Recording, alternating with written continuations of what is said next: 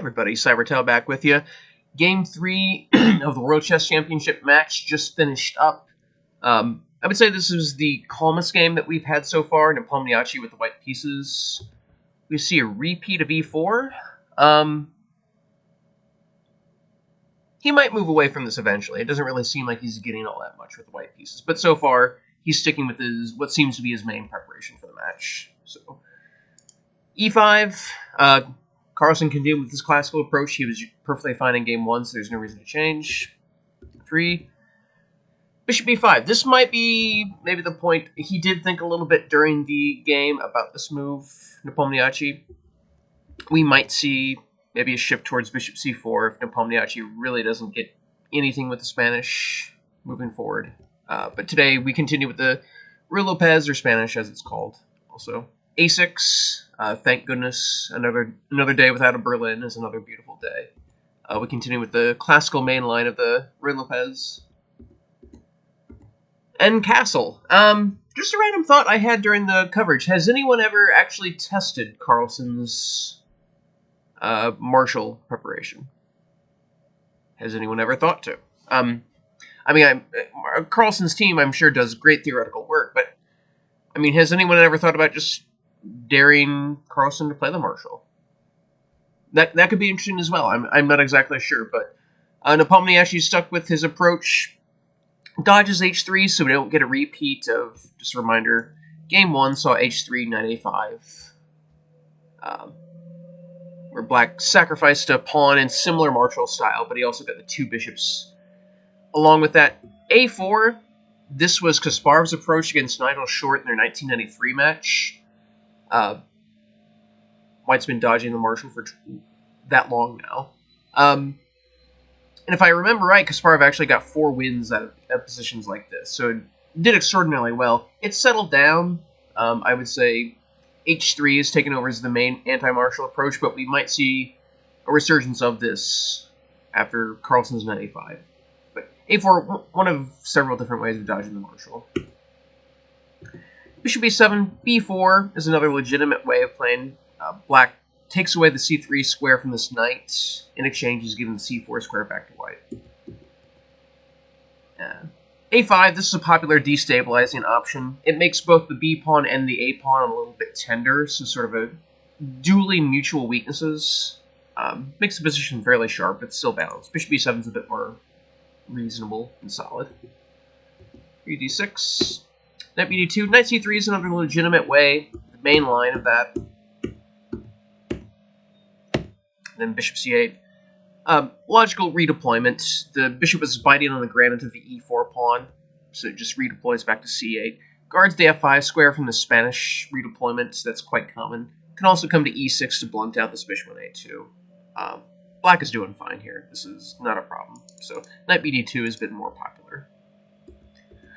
Okay, so this is I think it's fair to say Carlsen's approach in this match and a lot of other matches is these little micro deviations from theory and from fashion. He doesn't play the most fashionable move quite often, but he still plays a very reasonable move. So it's a very easy way for him to still play good chess, but quickly dodge out of his opponent's preparation.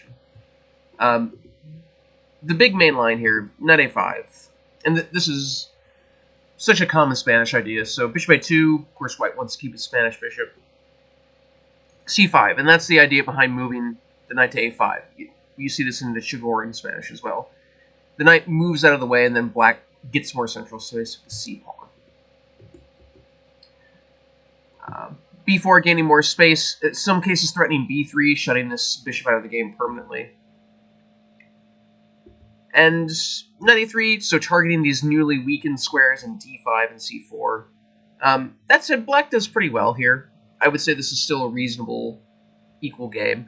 Knight d7 is a trendy move at the top level instead of knight a5. Bishop c2. And first off, I want to note xb5 is probably stronger here. And this is just a completely normal position. Bishop c2 is a little bit compliant. And I would actually prefer black here. The engine, it gives it as dead equal, but black's got the bishop pair. That's always an asset. And this f5 pawn break is suddenly Very strong idea for black. But rook e8, I mean, this is just such a common Spanish idea that it's really hard to criticize it. Now, of course, one potential drawback, white can just play knight g5, forcing the rook back to f8, and then ask if black would like a draw. Now, in a World Championship match, when you have the black pieces, of course, Carlsen would be thrilled with that. If you're playing this in your weekend Swiss tournament and you need to win with black, probably not a great idea. But Nepomniachtchi continues with knight f1. Typical Spanish redeployment, this knight can go to g3 or e3 to stare at the d5 or f5 squares. h6. This is a natural combination with rook e8, so to prevent knight g5, which will always be hanging over the position once you've played rook e8, h6 is sort of a necessity. Bishop d2, this is still following the engine's top recommendation, so it's pretty clear that even though rook e8 is a fairly rare move, this is not taking Nepomniachtchi out of his preparation. So, very impressive effort in terms of opening prep. Bishop f8. Knight e3. This is often a difficult choice in the Spanish. This redeployment of knight d2 to knight f1 is very common, and then you have a concrete choice between e3 or g3 for the knight. Here, I think e3 makes more sense because it gives white access to both d5 and f5, and it also creates an aggressive concrete threat here. That said, knight g3 is okay. Knight b8, I think that's strongest here. This typical redeployment for this knight, it gets out of the way, heads to d7 with the knight. But I think black is perfectly fine here. There's no edge whatsoever for white to speak of. As black has his share of central space, this is perfectly fine. Knight e3 is a little bit more aggressive. c4. So this was a big tributary branch for the game. This is the typical calm positional move. But white does have something a lot more aggressive here. g4. This is a very dangerous move. This would undoubtedly have been a part of Carlsen's preparation. Because bishop d2 and knight e3 are just top ending choices. And here, you'd really need to have this worked out if you're playing this as black. Now, the engine is actually fairly bullish about white's chances. It's not giving white an overwhelming position at all, but it's saying that this is still working for white. Just a brief summary of the variations possible. Knight h7, I think this is best. Queen d7 is also possible. But white has a very strong bishop c3 here. d4 is not possible, so here these bishops are doing a very beautiful job pressuring black's center. This knight on g5, there's no way to kick this knight away anymore, so it's just in a very strong post. This is dangerous for black. I think knight h7 is a lot more solid. h4, c5, I think that makes the most sense, just grabbing the central space while you can. g6, this is probably the most solid. c4 is an interesting move that I found. And this is also a constant theme in this particular variation, just instantly shutting out this strong bishop on b3 and counterattacking the center. Just a brief summary of the line.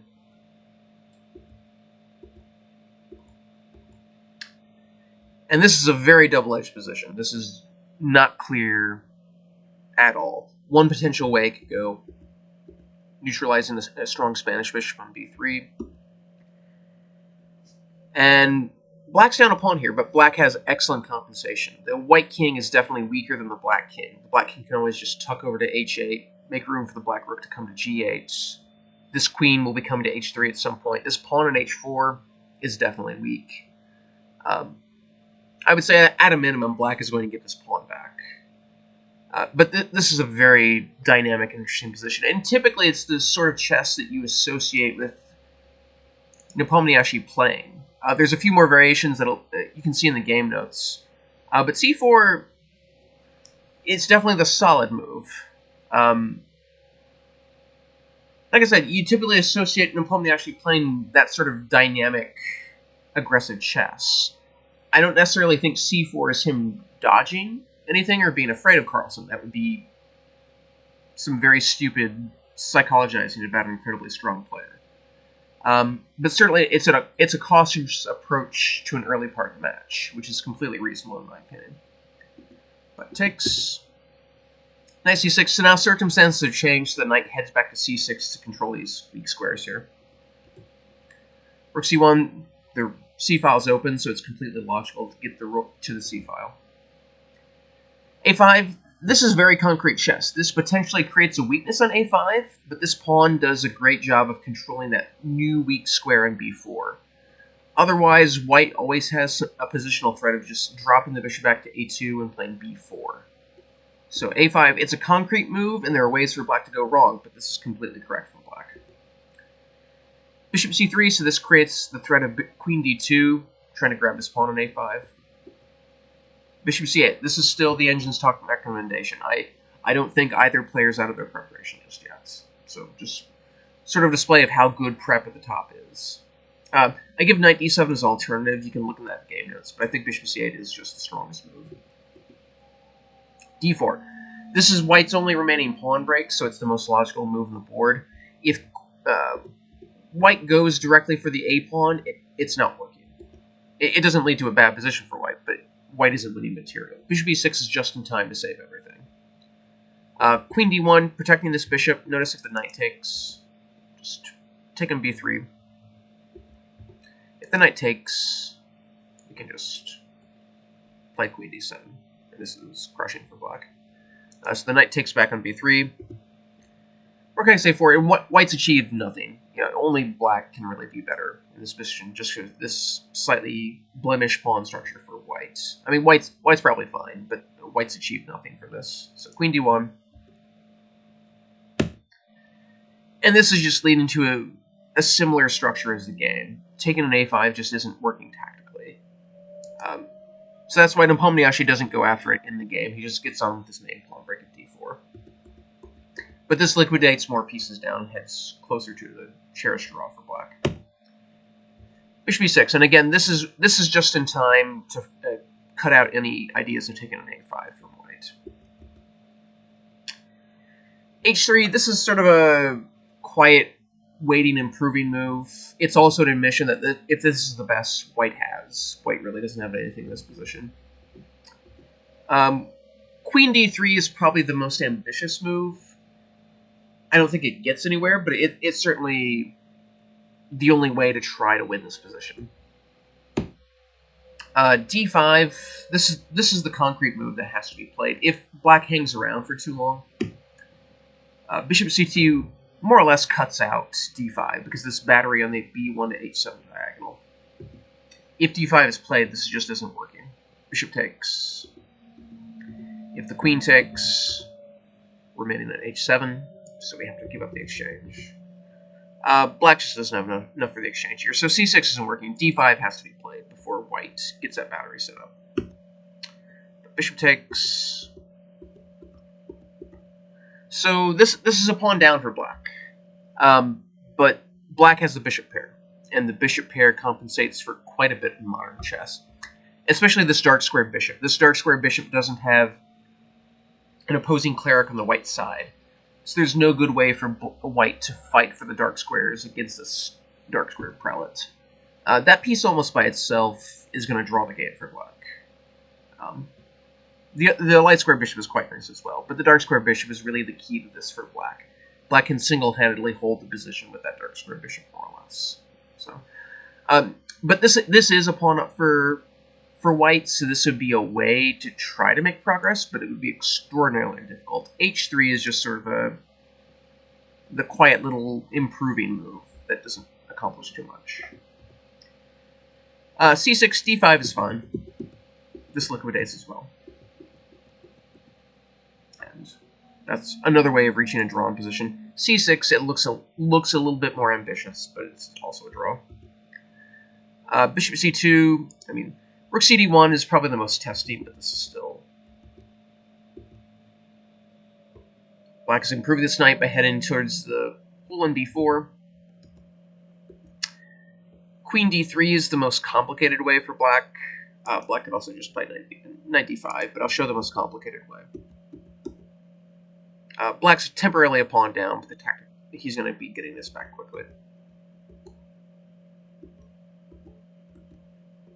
And you can review the variation. This is a little bit needlessly ornate, but this is another way to reach a drawing position. If black wants to avoid all this, knight d5 is perfectly fine. And this is also quite equal as well. But white plays bishop c2, and this allows the d5 break, and this starts to liquidate the game down. e5 was played. Ex d5 is also reaching a draw pretty quickly. Queen f6, just liquidating and defusing this long diagonal situation.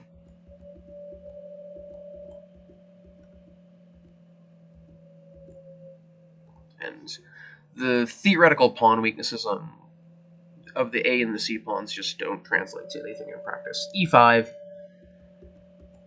We quickly trade down to this ending, and I think this position actually shows how intuitively good Magnus Carlsen is, because I think a weaker player, even a lesser grandmaster, might initially be worried about trading down to this sort of endgame, because black's pawns over here are doubled, white's the only one with a healthy kingside majority. I'm sure Carlsen saw in a few seconds that he is getting his king to the center in time to achieve this f5, f4 idea, and that's easily enough to save the game. But just the ability of a strong player like Carlsen to just instantly think concretely, to see beyond the generalities of healthy kingside majority, and to see that he's getting his king to the center in time. Just very impressive. King f1, bishop e4 is the only serious winning attempt, but black is holding here as well. f4, if white tries to grab the b file, black's got the d file. And this is actually a little bit dangerous for white suddenly. I think white would suddenly start second-guessing his attempts to win. So f4. And this is a double rook ending that should be pretty quickly drawn. So king f1 is a little bit safer. And we just quickly trade down. King e5 is the safest just because that's achieving f5 and f4, which blockades the position. Black can even allow white to achieve f4 if he wants. This is still also drawn, but there's no reason to allow this as black. Getting your king to the center quickly is always the safest way to achieve your endgame goals. If you want to take something general from this, always activate your king. The side to get their king to the center the fastest is usually going to be the most successful. f5, and then f4. So black is getting this pawn to f4 to completely blockade the position. It takes away the e3 square from white's king. It makes progress completely impossible. Theoretically, white is a pawn up because he has this healthy kingside majority, but it's impossible to push. Also, this weakness in a4 that this black light square bishop keep an eye on. There's just no way to make progress here. And the players just repeat moves. Definitely the most peaceful game. I think the result of a draw was never seriously in doubt. Really the only chance for complications out of this game was this moment here. This was really the only chance for serious complications in this game. If Nepomniachtchi had played g4, I think we would have seen a real fight, and then we would have seen the real strength of Carlsen's preparation versus Nepomniachtchi's preparation, because there's no way Nepomniachtchi's playing knight e3 without having looked at g4 very seriously. I'm not sure what his conclusions and his preparations would have been. I think if this were game 14 and he needed to win, we would have seen g4 in about 30 seconds. But in game 3, with a tied score, maybe he's still just being a little bit cautious and trying to ease himself into the match. Which is completely reasonable. Again, Nepomniachtchi is one of the best players in the world. I think any psychological talk about a player like that is quite stupid. So it's completely unjustified to talk about him chickening out or anything like that. He's one of the best players in the world. He knows what he's doing. But this was really the only chance for an interesting game. After this, everything was quite logical and liquidated it down to an even position. So, tomorrow's a rest day, and then on Tuesday we will see Game 4 with Carlsen with the white pieces. It'll be interesting to see if we see a repeat of the Catalan that we saw in Game 2. My name is John, and I'll see you then.